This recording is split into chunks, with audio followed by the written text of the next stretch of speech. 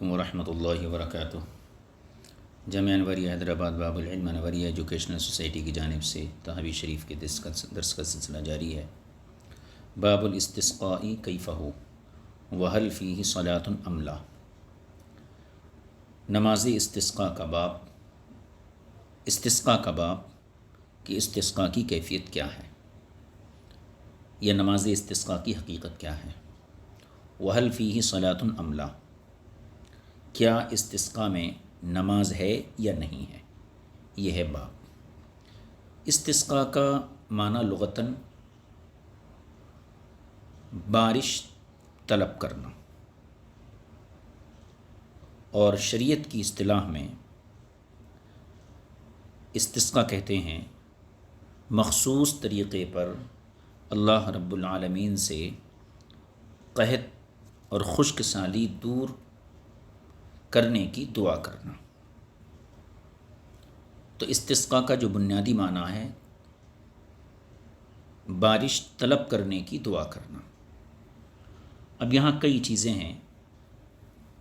استسقاء کا طریقہ کیا ہے،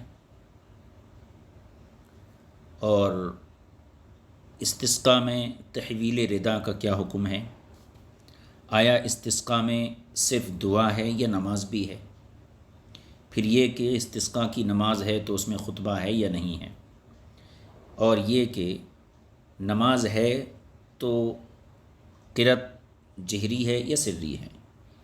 یہ تمام باتیں اسی باب کے ضمن میں ہیں، لیکن صاحب کتاب نے یہاں ان تمام چیزوں کو صراحت کے ساتھ ذکر نہیں کیا ہے۔ صاحب کتاب نے یہاں پر جو ہے 3 مسئلوں کو صراحت کے ساتھ بیان کیا ہے اور اس پر دلائل کو پیش کیا ہے۔ یعنی ایک تو یہ کہ استسقاء میں نماز ہے یا نہیں ہے، دوسرے یہ استسقاء کے اندر خطبہ ہے یا نہیں ہے، اور تیسرے یہ کہ اگر نماز ہے تو قرأت جہر ہے یا سری ہے۔ ان 3 مسئلوں کو صاحب کتاب نے اس باب کے تحت ذکر کیا ہے۔ لیکن اس سے پہلے کہ ہم باضابطہ اس کو پڑھیں، کچھ باتیں افادے کے طور پر حاضر خدمت ہیں۔ استسقاء کے عموماً 3 طریقے ہیں۔ پہلا طریقہ تو یہ ہے کہ بغیر نماز اور بغیر خطبے کے صرف بارش کی دعا کرنا، یہ استسقاء کا پہلا طریقہ ہے۔ اس میں نہ نماز ہے نہ خطبہ ہے، صرف دعا ہے، اور یہ بھی حدیث سے ثابت ہے۔ دوسرا طریقہ یہ ہے کہ خطبہ جمعہ میں یا فرض نماز کے بعد اللہ تعالیٰ سے بارش کی دعا کرنا، یہ دوسرا طریقہ ہے، تو اس میں نماز آ گئی۔ یہ طریقہ پہلے طریقے سے افضل ہے۔ تیسرا طریقہ یہ ہے کہ 3 دن تک روزہ رکھنا، اپنے گناہوں سے توبہ کرنا، اور اپنے مال میں سے صدقہ کرنا، اور اس کے بعد 2 رکعت با جماعت نماز پڑھنا، اور خطبے کے بعد گریہ وزاری کے ساتھ اللہ سے دعا کرنا۔ ذکر کی کثرت کے لحاظ سے یہ طریقہ سب سے بہتر معلوم ہوتا ہے۔ اب دیکھیے نفس مسئلہ۔ ایک مسئلہ، پہلا مسئلہ جو سب سے پہلے امام طحاوی نے یہاں ذکر کیا ہے، پہلا مسئلہ یہ ہے کہ استسقاء کے لیے نماز باجماعت ہے یا نہیں ہے، اگر ہے تو اس کا کیا حکم ہے۔ اس سلسلے میں پہلا مذہب یہ ہے، امام اعظم ابو حنیفہ رضی اللہ تعالیٰ عنہ کے نزدیک استسقاء کے لیے نماز مشروع نہیں ہے، بلکہ دعا اور استغفار کا نام ہی استسقاء ہے۔ اور امام اعظم کو صاحب کتاب نے یہاں فریق اول کے طور پر ذکر کیا۔ امام اعظم کے یہاں استسقاء کے اندر نماز مشروع نہیں ہے، بلکہ دعا اور استغفار کا نام ہی استسقاء ہے۔ دوسرا مذہب ہے مالکیہ کا، شوافع کا اور حنابلہ کا، اور احناف میں سے امام ابو یوسف اور امام محمد کا، اور جمہور فقہا کا مذہب یہ ہے کہ استسقاء کے لیے نماز باجماعت مشروع اور مسنون ہے۔ یہ دوسرا مذہب ہوا، تو اس میں 2 مذہب ہو گئے۔ امام اعظم کا قول یہ ہے کہ نماز استسقاء کے اندر مشروع نہیں ہے، بلکہ دعا اور استغفار یہی استسقاء ہے، جبکہ ائمہ ثلاثہ اور احناف میں سے امام ابو یوسف، امام محمد یعنی صاحبین، ان کا مذہب یہ ہے کہ استسقاء کے لیے نماز مشروع بھی ہے اور مسنون بھی ہے۔ صاحب کتاب نے اس باب کے اندر صاحبین کے مذہب کی تائید پیش کی ہے، جیسا کہ آپ کا انداز ہے کہ باب کے آغاز میں امام طحاوی اس قول کو ذکر کرتے ہیں جو ان کے نزدیک مرجوح ہوتا ہے ابتدا میں، اس کے بعد اخیر میں اس قول کو ذکر کرتے ہیں جو ان کے یہاں راجح ہوتا ہے۔ تو اس ترتیب سے یہ معلوم ہوتا ہے کہ امام طحاوی کے یہاں صاحبین کا قول اس سلسلے میں یہ راجح ہے اور امام اعظم کا قول یہ مرجوح ہے۔ یہاں تک ہوگی بات۔ اب اس چیز کو میں پھر سے ایک بات عرض کر دیتا ہوں، بارش کے لیے دعا مانگنے کو استسقاء کہتے ہیں۔ اختلاف اس میں ہے کہ اس استسقے کی دعا کے اندر نماز مسنون ہے یا نہیں ہے۔ پہلا اختلاف یہ ہے۔ اس اختلاف کے ضمن میں دو مذہب ہیں۔ پہلا امام اعظم کا قول ہے استسقاء میں مستقل نماز نہیں ہے، اور اس سلسلے میں صاحب کتاب نے امام اعظم یعنی قول اول کی تائید میں ایک حدیث پیش کی ہے۔ اس حدیث کو پہلے ہم پڑھ لیتے ہیں۔ دیکھیے، یہ فریق اول کی دلیل ہے۔ حدثنا عبد الرحمن بن الجارودی، یہ امام اعظم کے قول کی تائید۔ ہوا ابو بشر البغدادی قال حدثنا سعید بن کثیر بن افیر قال حدثنا سلیمان بن بلال عن شریک بن عبد اللہ بن ابی نمر انہ سمع انس بن مالک رضی اللہ تعالی عنہ یذکر، عبداللہ بن ابی نمر نے حضرت انس بن مالک رضی اللہ تعالی عنہ سے یہ ذکر کرتے ہوئے سنا، کیا؟ ان رجلا دخل المسجد یوم الجمعۃ من باب کان بجاہ المنبر، جمعے کے دن ایک شخص مسجد میں داخل ہوا، من باب کان بجاہ المنبر، اس دروازے سے جو منبر کے مقابل تھا، ورسول اللہ صلی اللہ علیہ وسلم قائم یخطب، اور حضور اکرم صلی اللہ علیہ وسلم کھڑے ہونے کی حالت میں خطبہ ارشاد فرما رہے تھے۔ فاستقبل رسول اللہ صلی اللہ علیہ وسلم قائما، تو وہ شخص حضور اکرم صلی اللہ تعالیٰ علیہ وسلم کے سامنے جا کر کھڑا ہو گیا۔ ثم قال، پھر اس نے عرض کیا، یا رسول اللہ ہلکت الاموال، یا رسول اللہ مال تباہ ہو گئے ہیں، وانقطعت السبل، اور راستے یہ ٹوٹ گئے ہیں، یعنی جانور بھوکے مر گئے ہیں اس کی طرف کنایا ہے۔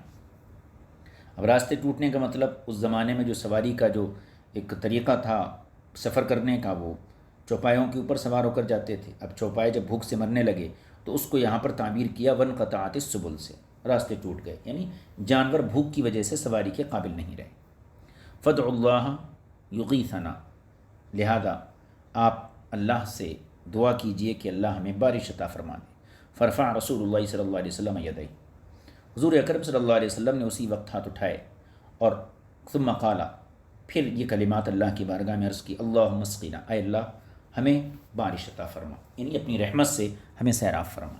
قال انس، حضرت انس بن مالک رضی اللہ تعالی عنہ اس مجلس میں موجود تھے اور اس کیفیت کو آپ بیان کرتے ہیں، کہتے ہیں فواللہ، خدا کی قسم، ما نرا فی السماء من سحاب ولا قزعۃ، سحاب تو بادل کو بولتے ہیں، اور قزع بادل کی ٹکڑی، یعنی چھوٹا بادل۔ فواللہ، خدا کی قسم، ما نرا فی السماء من سحاب ولا قزعۃ، ہمیں آسمان میں نہ کوئی بڑا بادل دکھ رہا تھا، نہ کوئی بادل کا ٹکڑا دکھ رہا تھا۔ وما بیننا وبین سلع من بیت ولا دار، اور ہمارے اور جبل سلا، ایک پہاڑ ہے، ہمارے اور جبل سلا کے درمیان کوئی گھر یا عمارت بھی حائل نہیں تھی۔ قال، فرماتے ہیں فطلعت من ورائہ سحابۃ مثل الترس، اچانک جو ہے بادل ظاہر ہوا، کہاں سے؟ سلا کی پچھلی جانب سے۔ فطلعت من ورائہ، جبل سلا کے پیچھے سے، صحابۃ، بادل نمودار ہوا، کیسے؟ مثل الترسی، ڈھال کے جیسا، بادل نمودار ہوا، فلما توسط السماء انتشرت، اور جب وہ آسمان کے درمیان میں پہنچا تو پھیل گیا، ثم امطرت، پھر بارش ہوئی، خوب بارش ہوئی۔ قال، راوی کہتے ہیں فواللہ ما رأینا الشمس سبتا، 7 دن تک یعنی ایک ہفتے تک ہمیں سورج نظر نہیں آیا، یعنی حضور کی دعا کی برکت سے ایک ہفتے مسلسل بارش ہوتی رہی۔ قال، راوی کہتے ہیں یعنی حضرت انس، ثم دخل رجل من الباب فی الجمعۃ المقبلہ، پھر ایک شخص اسی دروازے سے آئندہ جمعہ پھر مسجد میں داخل ہوا، ورسول اللہ صلی اللہ علیہ وسلم قائم یخطب الناس، اور حضور اکرم صلی اللہ علیہ وسلم گزشتہ جمعہ کی طرح اس جمعے بھی لوگوں کو کھڑے ہو کر خطبہ ارشاد فرما رہے تھے۔ فاستقبلہ قائما، وہ شخص حضور کے سامنے آ کر کھڑا ہو گیا، ثم قال، پھر اس نے عرض کیا رسول اللہ ہلاکت الاموال، اے اللہ کے رسول، ہلاکت الاموال، مال ہلاک ہونے لگے، یعنی پانی کی کثرت سے مال تباہ ہونے لگے، وانقطعت السبل، اور راستے رک گئے، یعنی پانی کی کثرت کی وجہ سے جو ہے چلنا پھرنا یہ مشکل ہو گیا، فادعوا اللہ ان یمسکھا عنا، لہذا آپ دعا کیجئے کہ اللہ تعالیٰ اس بارش کو ہم سے روک دے۔ فرفع رسول اللہ صلی اللہ علیہ وسلم یدیہ، تو پھر آپ نے رسول پاک صلی اللہ علیہ وسلم نے اپنے ہاتھوں کو بلند کیا، ثم قال، پھر اللہ کی بارگاہ میں یہ کلمات عرض کی، اللہم حوالینا ولا علینا، اے اللہ ہمارے ارد گرد بارش نازل فرما، ہمارے اوپر بارش نازل نہ فرما، یعنی مدینے کی زمین پر بارش نازل مت فرما، مدینے کے آس پاس جو جنگلات کا ایریا ہے، کھیت کھلیان کا ایریا ہے اور زراعت کا ایریا ہے، وہاں بارش عطا فرما۔ اللہم علی الاکام والترابی، اے اللہ ٹیلوں پر اور پہاڑوں پر بارش عطا فرما۔ قال، راوی کہتے ہیں، آگے دیکھیے، حضرت انس کہتے ہیں فاقلعت وخرجت یمشی فی الشمس، فاقلعت یعنی حضور نے اب یہ دعا فرمائی، اے اللہ حوالینا ولا علینا اللہم علی الاکام والترابی، جب یہ دعا فرمائی تو حضرت انس کہتے ہیں فاقلعت، بارش رک گئی، وخرج یمشی فی الناس، اور آپ مسجد سے اس حال میں نکلے کہ سورج چمک رہا تھا، یعنی دھوپ نکلی ہوئی تھی۔ یہ حدیث ہو گئی۔ اسی حدیث کی اور ایک سند یہاں پر امام طحاوی نے ذکر کیا، ہم اس کو بھی پڑھ لیتے ہیں، اس کے بعد تبصرہ کرتے ہیں۔ حدثنا بحر بن نصر قال قرئ علی شعیب بن اللیث اخبرک ابوک عن سعید بن ابی سعید عن شریک فذکر باسنادہ نحوہ، یعنی سعید بن ابی سعید نے شریک سے اور انہوں نے اپنی سند سے اسی طریقے کی حدیث نقل کی ہے۔ اس کی بعد کی حدیث دیکھیے، حدثنا ابن ابی داود قال حدثنا ابو ظفر عبد السلام بن مطہر قال حدثنا سلیمان بن المغیرۃ عن ثابت عن النبی صلی اللہ تعالی علیہ وسلم عن ثابت عن انس، ثابت حضرت انس سے روایت کرتے ہیں، قال حضرت انس نے فرمایا انی لقائم عند المنبر یوم الجمعۃ، میں جمعے کے دن ممبر کے قریب کھڑا تھا، ورسول اللہ صلی اللہ علیہ وسلم یخطب، رسول پاک صلی اللہ علیہ وسلم خطبہ ارشاد فرماتے، فقال بعض اہل المسجد، تو حاضرین مجلس یعنی جو لوگ مسجد میں موجود تھے ان میں سے کسی نے کہا، یا رسول اللہ حبس المطر وہلکت المواشی فادعوا اللہ یسقینا، تو حاضرین مجلس مسجد میں سے کسی نے کہا، یا رسول اللہ حبس المطر، بارش رک گئی ہے، وہلکت المواشی، اور ہمارے چوپائے جانور جو ہیں شدت بھوک کی وجہ سے ہلاک ہو رہے ہیں، فادعوا اللہ یسقینا، تو آپ اللہ سے دعا کیجئے کہ اللہ تعالی ہمیں بارش عطا فرما دے۔ فرفع یدیہ وما فی السماء من سحاب، حضور نے اپنے ہاتھوں کو بلند کیا اور اس وقت آسمان میں کہیں بھی بادل نہیں تھا۔ فألف اللہ بین السحاب، حضور کے دعا کرتے ہی اللہ نے بادلوں کو آپس میں ملایا۔ فوبلتنا، اور بڑی بڑی بوندوں کے ساتھ ہم پر بارش ہوئی۔ حتی ان الرجل لیہمہ من نفسہ ان یأتی اہلہ فمطرنا سبعا، یعنی اس کا مطلب یہ ہے کہ یہاں سے دیکھیے فوبلتنا، یعنی یہ امطرنا کے معنی میں ہے، ہم پر خوب بارش ہوئی، یہاں تک کہ حتی ان الرجل لیہمہ من نفسہ ان یأتی اہلہ، یعنی ہر شخص کو یہ فکر لاحق تھی کہ وہ اپنے گھر کسی طریقے سے پہنچ جائے۔ فمطرنا سبعا، اور ایک ہفتے تک ہم پر بارش ہوتی رہی۔ یہ ہو گیا۔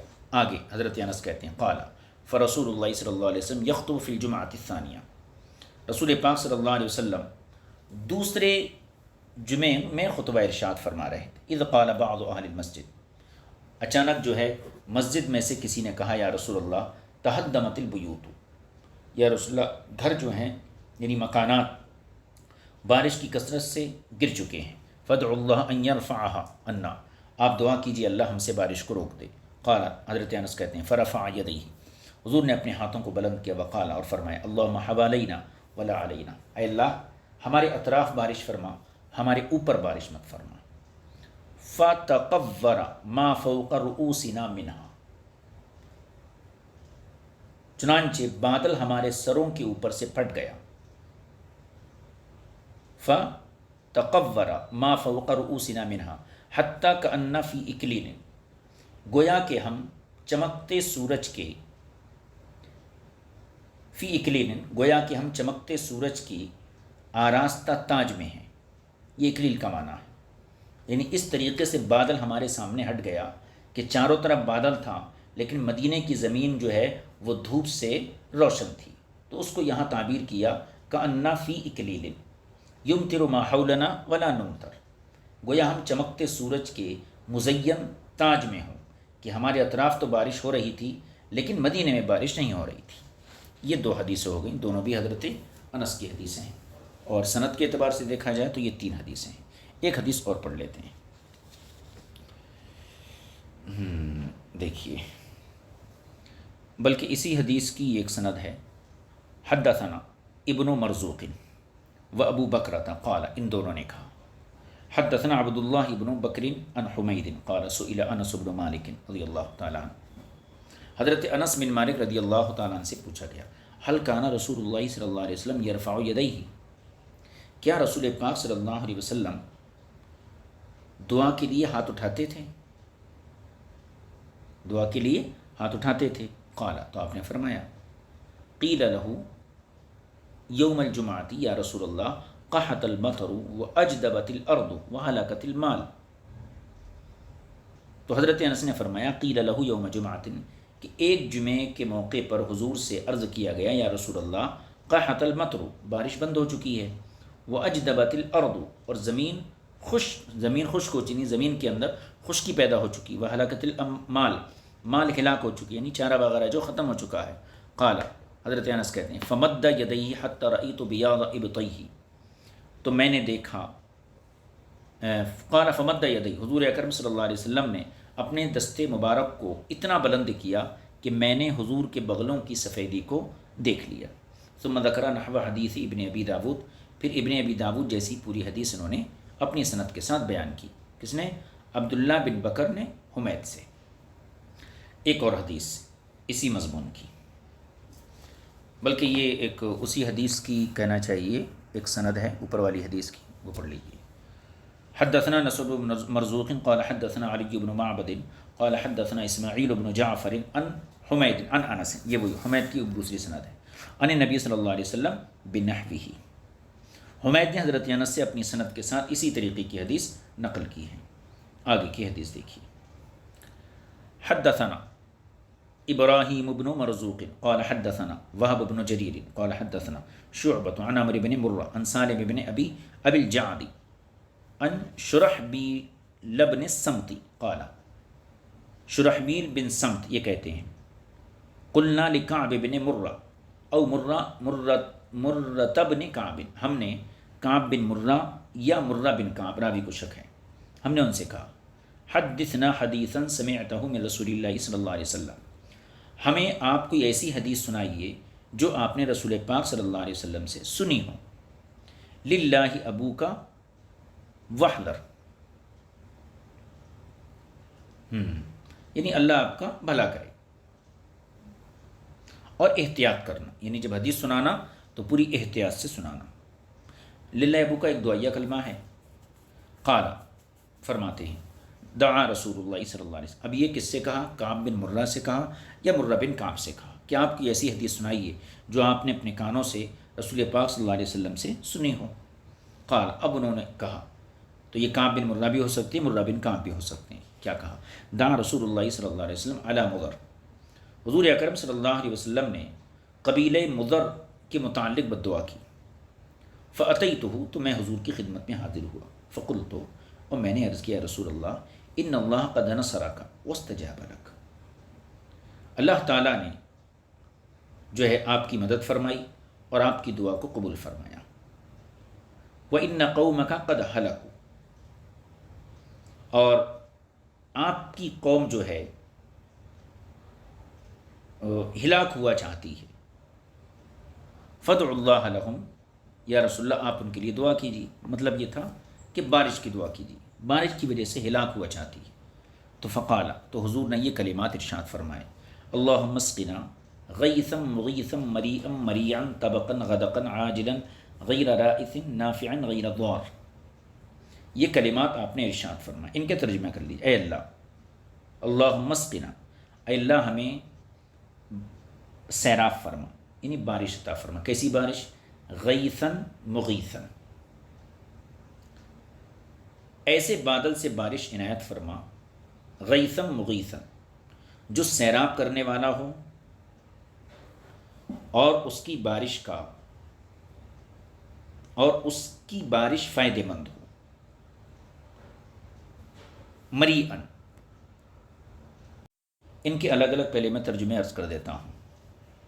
اللہم اسقنا غیثا مغیثا، غیثا مغیثا کا مطلب ہوتا ہے برسنے والی بارش۔ اس کے بعد ہے مریئن، یعنی بہت سیراب کرنے والی، بہت سیراب کرنے والا پانی کہہ لیجیے۔ اور مریعن، عین کے ساتھ، سر سبز و شاداب زمین، یعنی ایسی بارش جو بہت زیادہ سیراب کرنے والی ہو اور زمین کو سر سبز و شاداب کرنے والی ہو۔ طبقاً، یعنی تہ بتہ، غدقاً، یعنی موٹی موٹی بوند والی، عاجلاً، یعنی فوری، ابھی ہمیں ضرورت ہے تو فوری بارش ہو۔ اور کہنا چاہیے غیر رائث، یعنی تاخیری اور دیری کے بغیر، نافعاً، نفع مند ہو، فائدہ مند ہو، غیر ضار، نقصان دہ نہ ہو۔ یہ میں نے الگ الگ الفاظ کے معنی کر دیے، اب ان کو ہم پورے جملے کی ایک ساتھ ترجمہ کرتے ہیں۔ ترجمہ اس طریقے سے ہوگا، اللہم اسقنا غیثا مغیثا، اے اللہ ہم کو سیراب فرما برسنے والی بارش کے ذریعے، مریئم مریعا، جو خوب سیراب کرنے والی اور زمین کو سرسبز کرنے والی ہو، طبقاً غدقاً عاجلاً غیر رائث نافعاً غیر ضار، طبقاً جو تہ بتہ، غدقاً موٹی موٹی بوندوں والے، عاجلاً جلدی برسنے والی ہو، غیر رائث جس میں تاخیر نہ ہو، نافعاً جو نفع مند ہو، غیر ضار نقصان دہ نہ ہو۔ یہ اس حدیث کا ترجمہ ہو گیا۔ اب ہم نے یہ تمام حدیثیں پڑھ لی۔ ان تمام حدیثوں کا دار و مدار حضرت انس رضی اللہ تعالیٰ عنہ کی روایت پر ہے، اور آخر کی جو حدیث ہے وہ کعب بن مرہ یا مرہ بن کعب کی ہے۔ ان تمام حدیثوں پہ امام طحاوی تبصرہ کرتے ہوئے فرماتے ہیں، قال ابو جعفر، امام طحاوی نے کہا، ایک منٹ، کچھ الفاظ اس میں باقی ہیں بھی۔ قال، یہ پوری حضور دعا فرمائے، اللہم اسقنا غیثا مغیثا مریئا مریعا طبقا غدقا عاجلا غیر رائث نافعا غیر ضار۔ قال، حضرت کعب بن مرہ یا مرہ بن کعب کہتے ہیں، فما کان الا جمعۃ او نحوها حتی مطروا، یعنی حضور اکرم صلی اللہ علیہ وسلم نے یہ تمام کلمات کہے تو کعب کہتے ہیں کہ ابھی ایک جمعہ یا اس کے برابر دن گزرنے نہ پائے تھے کہ بارش خوب ہوئی۔ یہ حدیثیں ہو گئیں۔ قال ابو جعفر، امام طحاوی کہتے ہیں، یہ دیکھیے متن، قال ابو جعفر، امام طحاوی نے کہا، فذهب قوم الى ان سنة الاستسقاء هو الابتهال الى الله والتضرع اليه كما في هذه الاثار۔ یہاں سے مقصد شروع ہوتا ہے، یعنی علماء کی ایک جماعت یہ کہتی ہے کہ استسقاء میں سنت یہ ہے کہ اللہ کی بارگاہ میں گڑ گڑایا جائے، آہوزاری کی جائے، ابتہال الی اللہ تعالی والتضرع الیہ، استسقاء کی سنت یہ ہے کہ اللہ کی بارگاہ میں آہوزاری کی جائے، تضرع سے کام لیا جائے، کما فی ہذہ الآثار، جیسا کہ ان گزشتہ حدیثوں میں ہم نے پڑھا، ولیس فی ذلک صلاۃ، اور استسقاء کے اندر نماز نہیں ہے، ومن من ذهب الی ذلک ابو حنیفہ، اور جن علماء نے یہ قول کیا ہے ان میں امام اعظم ابو حنیفہ ہیں، یعنی امام اعظم کی رائے یہ ہے کہ استسقاء میں محض تضرع، دعا اور استغفار ہے، نماز اس کے اندر مشروع یا مسنون نہیں ہے، جیسا کہ گزشتہ حضرت انس اور حضرت کعب کی روایات سے یہ ثابت ہوتا ہے کہ حضور دعا کرے لیکن اس استسقاء کے اندر نماز نہیں تھی۔ ان تمام روایتوں میں یہ چیز واضح ہو رہی ہے، ٹھیک ہے۔ یہ امام اعظم کا موقف تھا جو صاحب کتاب نے یہاں بیان کر دیا۔ چونکہ ان روایتوں میں صرف بارش کے لیے دعا کا تذکرہ آیا ہے، اس سے معلوم ہوتا ہے کہ حضور اکرم صلی اللہ علیہ وسلم نے بارش کے لیے کبھی صرف دعا کی،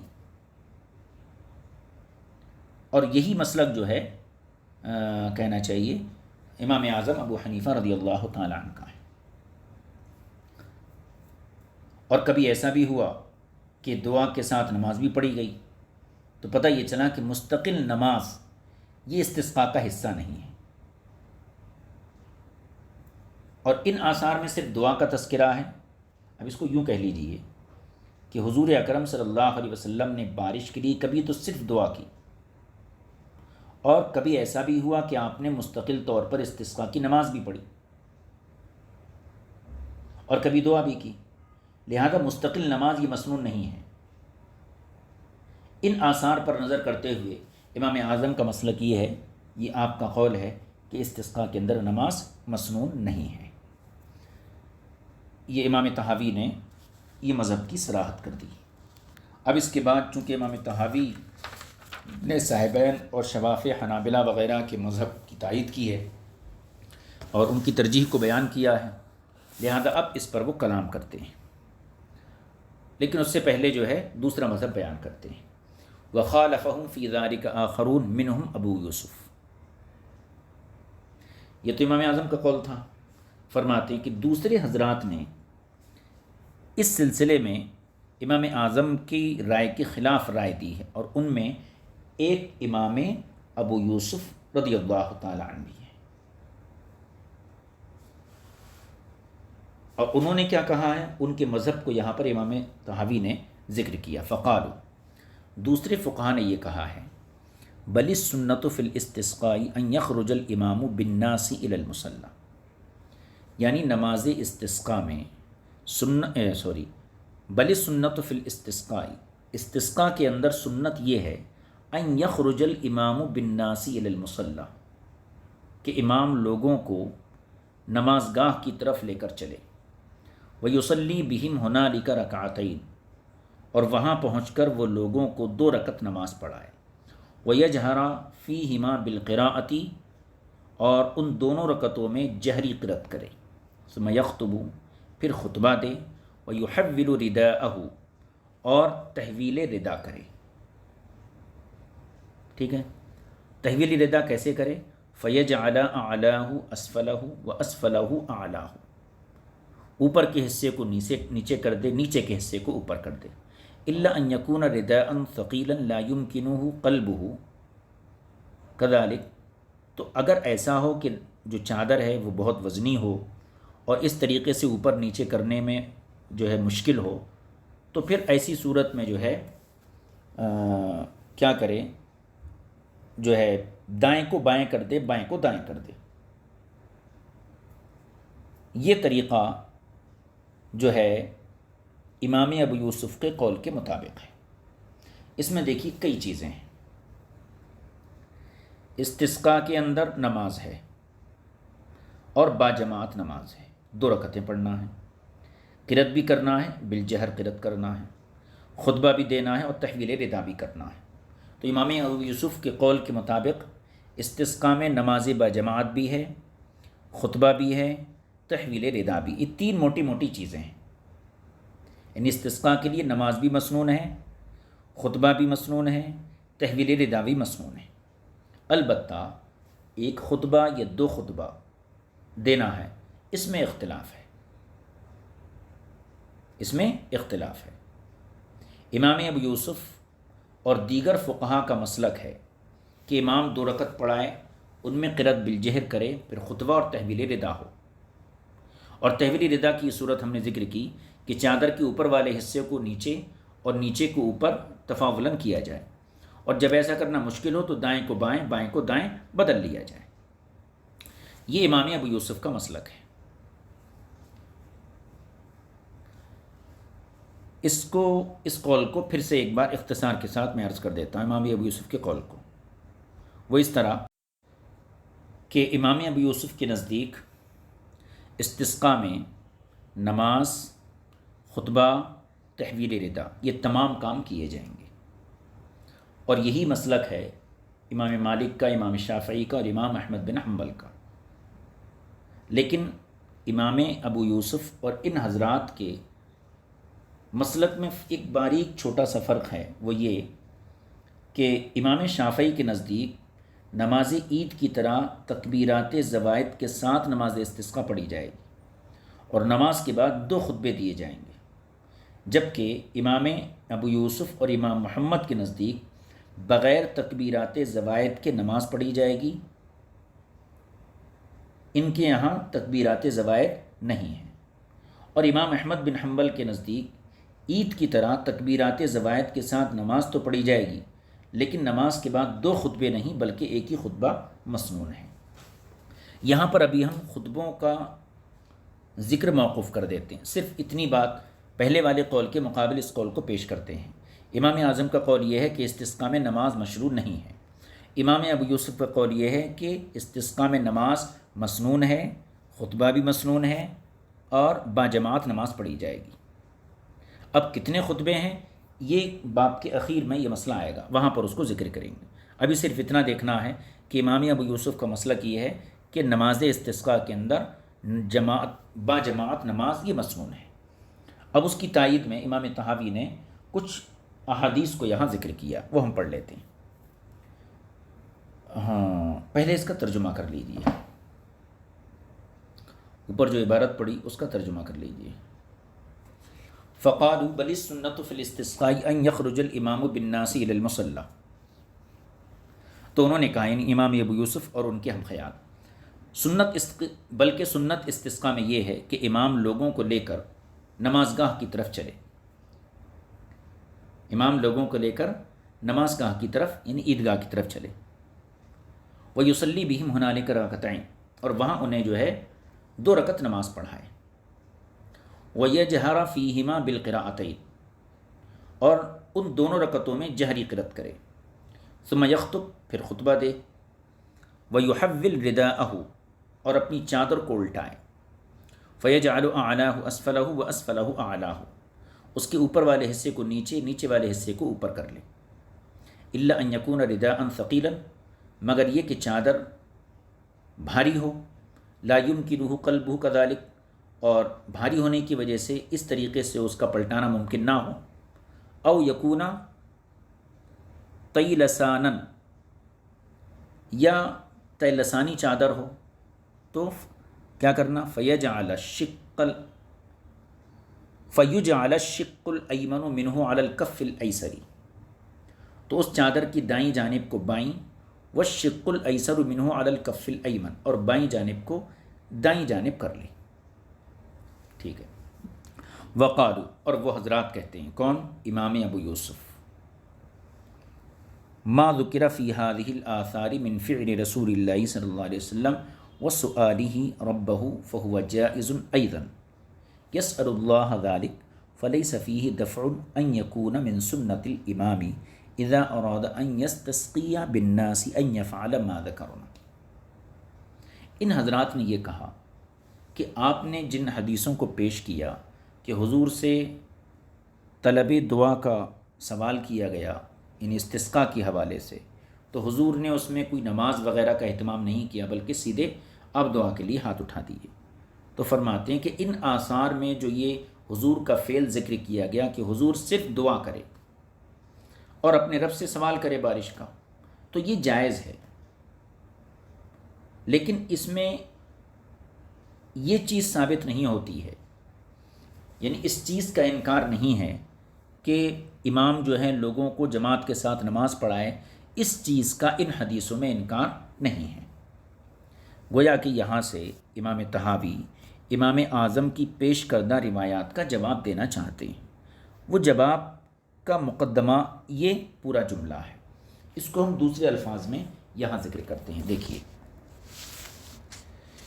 گزشتہ روایتوں میں جس دعا اور استغفار کا تذکرہ کیا، حضرت انس کی روایت اور کعب بن مرہ کی روایت گزری، وہ بھی اپنی جگہ درست اور جائز ہے، لیکن اس سے یہ لازم نہیں آتا کہ صرف دعا و استغفار ہی جائز ہو اور نماز جائز نہ ہو، اس لیے کہ ایک قاعدہ مسلم ہے، کسی چیز کا ذکر نہ کرنا اس کے نہ ہونے کی دلیل نہیں، یعنی عدم ذکر عدم وجود کو مستلزم نہیں ہوتا۔ چنانچہ ہم نے غور و خوض کیا تو ہم نے بہت سی ایسی روایات کو پایا جن میں دعا و استغفار کے علاوہ تحویل ردا کا ذکر موجود ہے، تحویل ردا کا ذکر موجود ہے، جیسے عبداللہ بن زید کی روایت ہے جس کو امام طحاوی نے کئی سندوں کے ساتھ ذکر کیا ہے، تو ان میں تحویل ردا کا ذکر بھی موجود ہے، اور کچھ ایسی روایتیں ہیں جن میں نماز کا بھی ذکر ہے۔ تو حضرت انس کی جو روایتیں امام اعظم کے قول کی تائید میں پیش کی گئیں، اس میں صرف دعا اور استغفار کا ذکر ہے، اور عبداللہ بن زید کی روایتیں ان میں تحویل ردا کا بھی ذکر ہے، اور دیگر اور روایتیں ہیں تیسری قسم کی، اس میں نماز کا بھی ذکر ہے۔ تو کسی ایک روایت میں کسی چیز کا ذکر نہ ہونا اس کے عدم وجود کی دلیل نہیں ہے، لہذا یہی کہنا پڑے گا کہ اگرچہ دعا استغفار بھی جائز ہے لیکن نماز ناجائز ہو، ایسا نہیں ہے۔ چنانچہ یہ مختلف اوقات میں رسول کریم صلی اللہ علیہ وسلم نے مختلف کام کیے، کبھی حضور نے صرف دعا پر اکتفا کیا، کبھی ردائے جو قلب ردا فرمایا، کبھی نماز پڑھے اور اس کے اندر خطبہ بھی دیے، تو یہ سارے کام مختلف روایات سے ثابت ہوتے ہیں۔ امام طحاوی کہتے ہیں، ایک منٹ اس کا ترجمہ کر لیجیے، وقالوا ما ذکر فی هذه الآثار من فعل رسول اللہ صلی اللہ علیہ وسلم وسؤالہ ربہ فہو جائز ایضا، اور جو ان حدیثوں میں رسول پاک صلی اللہ علیہ وسلم کا قول فعل ذکر کیا گیا، وسؤالہ ربہ، اور یہ ذکر کیا گیا کہ حضور اپنے رب سے سوال کیے بارش کا، فہو جائز ایضا، تو وہ عمل بھی جائز ہے۔ یسأل اللہ ذالک، کہ اس طریقے سے حضور اکرم صلی اللہ علیہ وسلم نے اللہ سے جو ہے بارش طلب فرمائی۔ فلیس فیہ دفع ان یکون من سنت الامام، تو اس میں اس چیز کا انکار نہیں ہے کہ امام کے لیے سنت یہ ہو کہ اذا اراد ان یستسقی بالناس ان یفعل ما ذکرنا، کہ جب امام لوگوں کو ساتھ لے کر استسقاء کی دعا کرے تو وہ ہمارے ذکر کردہ طریقے کے مطابق دعا کرے، یعنی نماز بھی پڑھے، خطبہ بھی پڑھے، تو اس چیز کا انکار ان حدیثوں میں نہیں ہے۔ فنظرنا فیما ذکروا من ذلک هل نجد له من الآثار دلیلا، امام طحاوی کہتے ہیں کہ یہ بات ہم نے ذکر تو کر دی کہ گزشتہ حدیثوں میں سوال کے جائز ہونے کی دلیل تو ملتی ہے لیکن نماز کے ناجائز ہونے کی کوئی دلیل نہیں ہے، تو کیا دوسری حدیثوں میں نماز کا تذکرہ ہے یا نہیں ہے؟ ان حدیثوں کو ہم نے تلاش کرنے کی کوشش کی تاکہ دلیل کے طور پر ہم یہ بول سکیں اور یہ ہم کہہ سکیں کہ نماز کے ہونے پر بھی حدیثوں کے اندر گواہی موجود ہے۔ چنانچہ کچھ حدیثیں یہاں امام طحاوی نے ذکر کی، ان حدیثوں کو ہم پڑھتے ہیں۔ دیکھیے، فنظرنا فیما ذکروا من ذلک هل نجد له من الآثار دلیلا، چنانچہ ہم نے غور کیا فیما ذکروا من ذلک، کہ اس سلسلے میں جو حدیثیں آئی ہیں، جو روایتیں ذکر کی گئی ہیں، ہم نے ان میں غور کیا، هل نجد له من الآثار دلیلا، کہ کیا ان روایات میں ہمارے موقف پر کوئی دلیل ملتی ہے یا نہیں ملتی۔ موقف سے مراد کس کا موقف؟ دوسرا مذہب، یعنی استسقاء میں نماز بھی ہے، خطبہ بھی ہے، تحویل ردا بھی ہے، تو نماز اور تحویل ردا اور خطبہ ان کی مشروعیت پر کیا حدیثوں میں کوئی دلیل ملتی ہے؟ نہیں ملتی ہے۔ جب ہم نے غور کیا تو ہمیں فَإِذَا يُونُسُ کچھ حدیثیں ملی، ان میں سے پہلی حدیث یہ ہے فَإِذَا يُونُسُ قَدْ حَدَّثَنَا، یہ پہلی حدیث ہے جو ہمیں اس مذہب کی تائید میں نظر آئی۔ اب میں مدد کے ساتھ، سند کے ساتھ حدیث آپ کی خدمت میں پیش کرتا ہوں۔ فَإِذَا يُونُسُ قَدْ حَدَّثَنَا قَالَ أَخْبَرَنَا ابن وهب أن مالكا حدثه عن عبد الله بن أبي بكر عن عباد بن تمیم عن عبد الله بن زید، یہ حضرت عبداللہ بن زید کی روایت ہے۔ ان رسول اللہ صلی اللہ علیہ وسلم خرج الى المصلى فاستسقى فقلب رداءه واستقبل القبلة۔ حضرت عبداللہ بن زید سے مروی ہو فرماتے ہیں کہ رسول پاک صلی اللہ تعالی علیہ وسلم عیدگاہ کی طرف نکلے، خرج الى المصلى، عیدگاہ کی طرف نکلے، فاستسقى، اور بارش کے لیے دعا کی، فقلب رداءه واستقبل القبلہ، تو نماز پڑھی۔ اب یہاں پر دیکھیے بظاہر نماز پڑھنے کا تذکرہ نہیں ہے، مگر عیدگاہ جانے سے ہی یہ مفہوم اخذ کیا جاتا ہے۔ ان رسول اللہ صلی اللہ علیہ وسلم خرج الی المصلی، آپ عیدگاہ کی طرف نکلے، فاستسقى، اور آپ نے فاستسقى کے لفظ کے اندر ہی نماز پڑھنا، دعا کرنا، دونوں چیزیں شریک کریں، یعنی دعا کی یا نماز پڑھی۔ اگر امام اعظم کا مسلک لیں تو فاستسقى کا معنی صرف دعا کی، یعنی بارش کے لیے دعا کی، اور امام ابو یوسف کا مسلک لیں تو یہاں پر چونکہ ان کے یہاں استسقاء کا مطلب کیا ہے کہ جس میں نماز بھی ہو دعا بھی ہو، تو یہ معنی ہوگا۔ لہذا اب چونکہ امام ابو یوسف کا مسلک کی تائید پیش کر رہے ہیں تو انہی کے مطابق اس کا ترجمہ کر لیتے ہیں، فاستسقى، آپ نماز پڑھ کر دعا کریں، فقلب رداءه، اور آپ نے اپنی چادر کو پلٹا، واستقبل القبلہ، اور قبلہ رخ ہو کر آپ نے دعا فرمائی۔ یہ عبداللہ بن زید کی ایک روایت ہے۔ دوسری روایت دیکھتے ہیں۔ حدثنا ابن ابی داود قال حدثنا مسدس قال حدثنا هشيم عن يحيى بن سعيد عن عبد الله بن ابي بكر عن عباد بن تمیم عن عبد الله بن زید رضی اللہ تعالیٰ، یہ بھی عبداللہ بن زید کی روایت ہے۔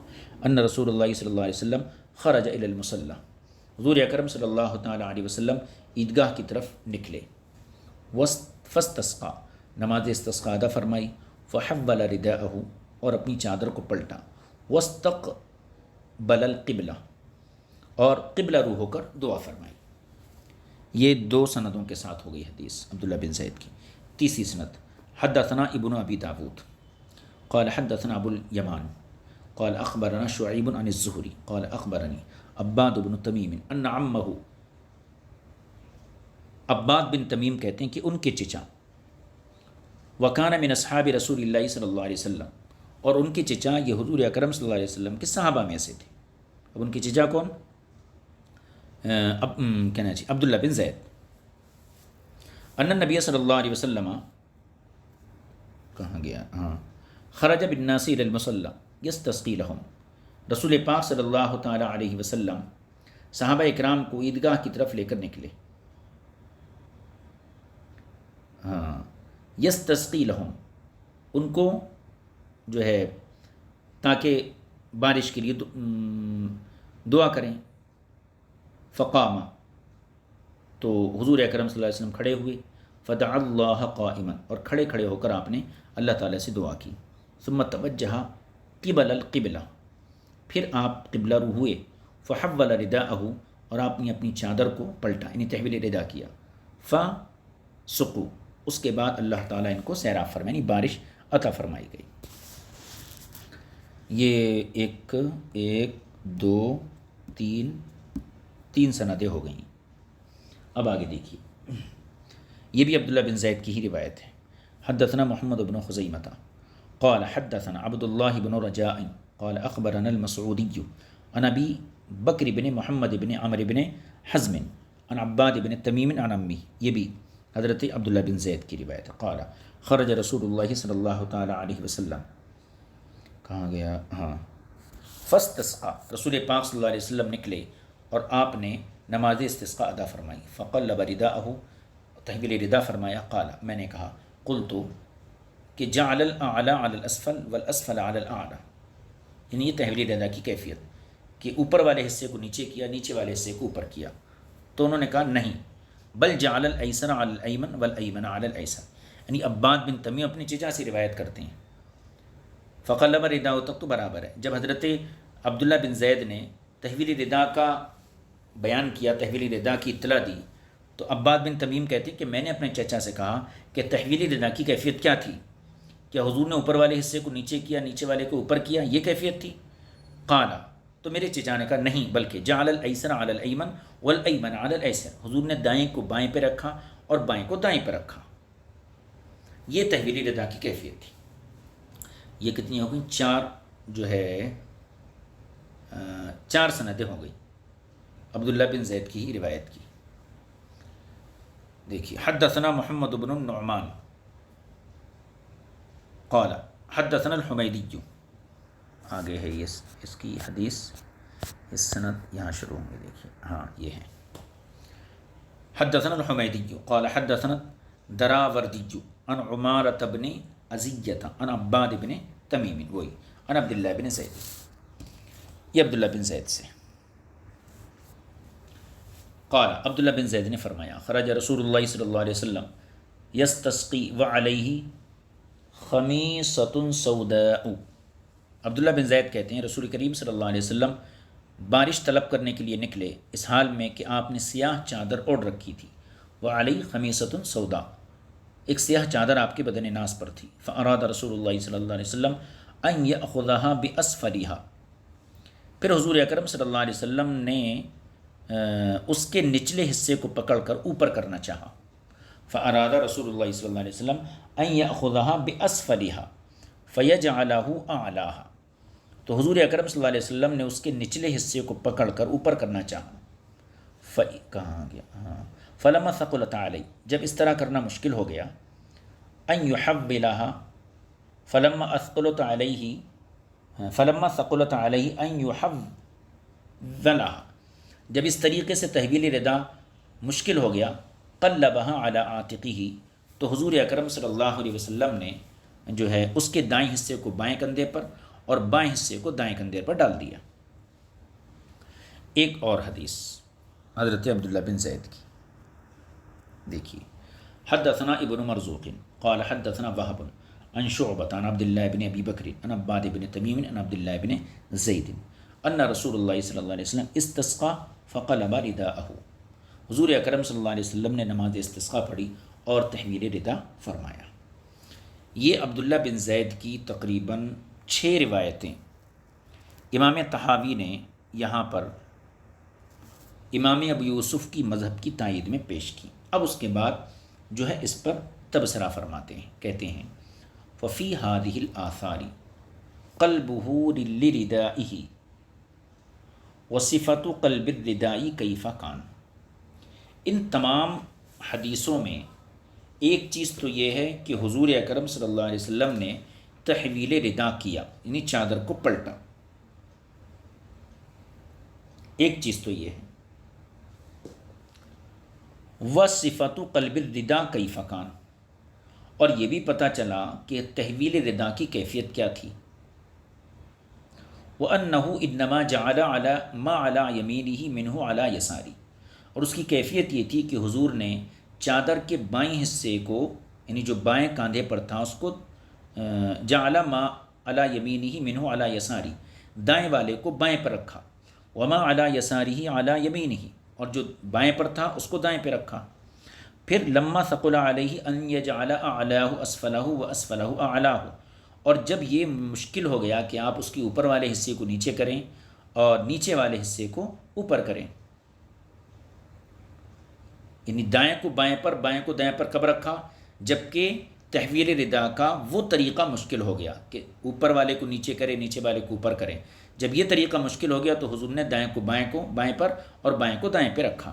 فکذالک نقول، اسی طریقے سے ہم کہتے ہیں کہ ما امکن ان یجعل اعلاہ اسفلہ واسفلہ اعلاہ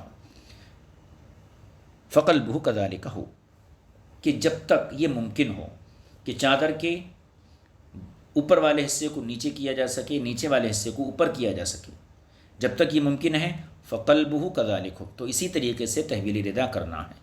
وما لا يمكن ذلك فيه، اور اگر یہ ممکن نہ ہو تو پھر فجعل الایمن منہ ایسر والایسر منہ ایمن، تو پھر دائیں حصے کو بائیں کاندھے پر اور بائیں کاندھے والے حصے کو دائیں کاندھے پر. فقد زاد ما فی هذه الآثار علی ما فی الآثار الاول فینبغی ان یستعمل ذلک ولا یترک. تو ان حدیثوں میں اضافہ ہے جو عبداللہ بن زید کی 6 روایتیں گزری ان پر جو گزشتہ حدیثوں میں تھا، یعنی حضرت انس کی جو روایتیں پیچھے گزری ان میں صرف اتنی بات تھی کہ حضور نے بارش کے لیے دعا فرمائی، اور ان حدیثوں میں اضافہ ہے، اور طریقہ یہی ہے فینبغی ان یستعمل ذلک ولا یترک، کہ جن حدیثوں میں اضافہ ہے اس کو لیا جائے اور ان کو چھوڑا نہ جائے. اس کو میں پھر سے ایک بار عرض کر دیتا ہوں. دیکھیے، حضور اکرم صلی اللہ تعالیٰ علیہ وسلم سے باب کے شروع میں جو روایتیں گزری ان میں صرف یہ بات تھی کہ حضور نے بارش کے لیے دعا فرمائی، اور ان حدیثوں میں اضافہ بھی ہے، یعنی دعا کا ذکر بھی ہے، تحویل ردا کا ذکر بھی ہے، اور نماز کا ذکر بھی ہے. لہذا ان حدیثوں میں اضافہ ہے اور گزشتہ حدیثوں میں اضافہ نہیں ہے. اور قاعدے کی بات یہی ہے کہ جن حدیثوں میں اضافہ ہے اس کو قبول کیا جائے، اور اس کا فائدہ یہ ہوگا کہ اضافے والی حدیثوں کو اگر قبول کیا جائے تو ان حدیثوں پر بھی عمل ہو جائے گا جس میں اضافہ نہیں ہے.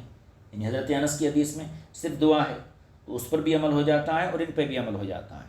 اور اگر حضرت انس والی حدیث پر عمل کیا جائے تو اضافے کے ساتھ جو حدیثیں عبداللہ بن زید کی آئیں تو ان پر عمل نہیں ہوگا. تو بہتر یہ ہے کہ فینبغی ان یستعمل ذلک ولا یترک، کہ ان حدیثوں کو قابل عمل بنایا جائے اور ان کو ترک نہ کیا جائے. اب آگے دیکھیے، وقد حدثنا ربیع المؤذن، یہاں سے استدلال کا ایک بات تو مکمل ہو گئی کہ استسقاء کے اندر امام اعظم کے قول کے مطابق نماز مشروع نہیں ہے. اس سلسلے میں امام طحاوی نے حضرت انس کی روایتوں کو پیش کیا. پھر دوسرے درجے میں امام ابو یوسف کے مسلک کو ذکر کیا کہ امام ابو یوسف کے پاس جو ہے نماز با جماعت ہے اور تحویل ردا بھی ہے، اور اس کی تائید میں امام طحاوی نے عبداللہ بن زید کی روایت کو 6 سندوں کے ساتھ ذکر کیا. اب یہاں سے مزید اس کی تائید بیان فرماتے ہیں. وقد حدثنا ربیع المؤذن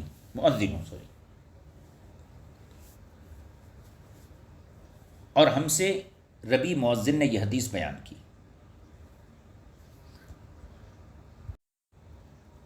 اب یہاں سے دراصل جو ہے شروع میں ہم نے جب مذاہب نقل کیے تھے تو وہاں پر یہ عرض کیا تھا کہ شوافع، مالکیہ، حنابلہ اور صاحبین احناف میں سے ان حضرات کے نزدیک استسقاء میں نماز با جماعت مسنون ہے، مشروع ہے، اور اس میں خطبہ بھی ہے. لیکن فرق اتنا تھا، ایک فرق بیان کیا تھا کہ امام شافعی کے نزدیک نماز استسقاء میں نماز عید کی طرح تکبیرات زوائد بھی کہی جائیں گی، اور جیسے عید کے بعد 2 خطبے دیے جاتے ہیں استسقاء میں بھی 2 خطبے دیے جاتے ہیں. اس کے برخلاف صاحبین کا مذہب یہ ہے کہ استسقاء کی نماز میں تکبیرات زوائد نہیں ہیں. تو تکبیرات زوائد ہیں یا نہیں، یعنی استسقاء کی نماز عید کے طرح پڑھی جائے گی جیسے اس میں تکبیرات زوائد ہوتے ہیں، 2 خطبے ہوتے ہیں، یا پھر استسقاء کی نماز کو بغیر تکبیرات زوائد کے ساتھ پڑھا جائے گا. یہ ایک ضمنی اختلاف تھا جس کا ہم نے شروع میں تذکرہ کیا تھا. تو مصنف نے وقد حدثنا ربیع المؤذن سے پہلے جو گفتگو کی بھی ہم نے، اس میں امام ابو یوسف کے مسئلے کی ایک شق کو ظاہر کیا گیا، یعنی استسقاء میں ان کی یہاں نماز مسنون ہے، خطبہ بھی ہے اور تحویل ردا بھی ہے. اب رہی یہ بات اس میں تکبیرات زوائد ہیں یا نہیں ہیں. اس سلسلے میں چونکہ امام ابو یوسف کا یہ قول نہیں ہے، تکبیرات زوائد کی گنجائش نہیں ہے ان کے نزدیک، امام شافعی کے نزدیک ہے. تو تکبیرات زوائد ہیں یا نہیں ہیں، یعنی عید کی طرح نماز پڑھنا ہے، 2 خطبے دینا ہے، یہ تمام تفصیلات جو ہیں وقد حدثنا ربیع المؤذن پہلے حدیث پیش کر دیں گے، اس کے بعد اس پر تبصرہ کرتے ہوئے تکبیرات زوائد یعنی نماز استسقاء عید کے مشابہ پڑھی جائے گی یا بغیر تکبیرات زوائد کے ساتھ نماز استسقاء پڑھی جائے گی۔ اس میں جو فقہا کا باہم اختلاف ہے اس کو یہاں سے بیان کریں گے۔ اب چونکہ سبق کافی ہو چکا ہے اور اس لیے ہم اس کو انشاءاللہ تعالی آئندہ درس میں شریک کریں گے۔ خیال رہے کہ ایک مسئلے کی وضاحت ہوئی ہے کہ استسقاء میں امام اعظم کے نزدیک نماز مشروع و مسنون نہیں ہے، اور امام یوسف، امام ابو یوسف، امام محمد بن صاحبین کے نزدیک نماز سے باجماعت، خطبہ اور تحویل ردا یہ تینوں چیزیں استسقاء کے اندر داخل ہیں۔ اب دوسرا اختلاف جو ہے کہ نماز عید میں تکبیرات ہیں یا نہیں ہیں، اور تیسرا خطبے کتنے ہیں اور کب دی جائیں گے، یہ ساری چیزیں انشاءاللہ آئندہ درس میں شریک کی جائیں گی۔ وصلی اللہ علی نبی الکریم وآلہ وصحبہ اجمعین۔ یہ خیال رہے کہ ہمارا جو سبق آئندہ شروع ہوگا وقد حدثنا ربیع المؤذن سے، یہاں سے انشاءاللہ آئندہ درس شروع کیا جائے گا۔ صلی اللہ علی نبی الکریم وآلہ وصحبہ اجمعین والحمد للہ رب العالمین۔